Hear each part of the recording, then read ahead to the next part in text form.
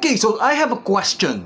There's a certain law that's being passed criminalizing red tagging. Ibig sabihin yan, hindi na po tayo pwede mag-criticize sa mga CCPA, NPA o kahit ano pa man mismo. That is a big F to our country! What's the point of having a military if you can't even discuss this certain topic?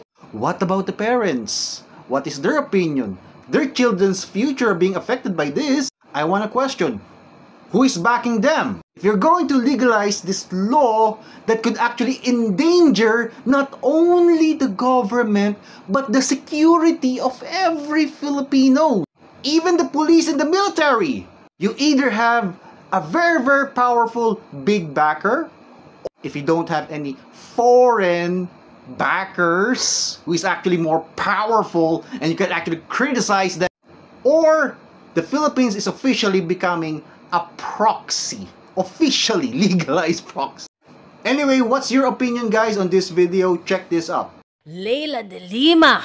We all know her from the Liberal Party, dating senador at ngayon nanalong kongresista para sa mamamayang Liberal Party.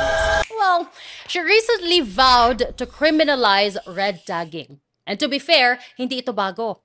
Nung siya ay senador sa 18th Congress, she filed Senate Bill 2121 na naglalayong i-define at gawing krimen ang red tagging at sabi sa bill, ang red tagging ay yung pag-label, pagtawag o pag-portray sa mga individual, grupo o organisasyon bilang state enemies, subversives, mga komunista o terorista. Ang dami ng miyembro ng NPA na namatay na naging entry nila sa grupo ay ang organisasyon sa ilalim ng Makabayan Bloc.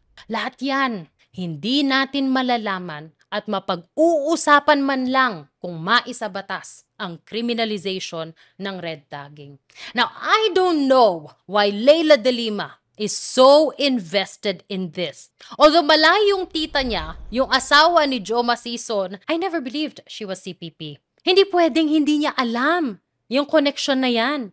She was commissioner of the human rights nung panahon ni Gloria. Kaya nga mainit sa kanya. Si retired General Jovito Palparan, the butcher, according to the NPAs. Now, I don't know what her real motivations are, but human rights cannot be it.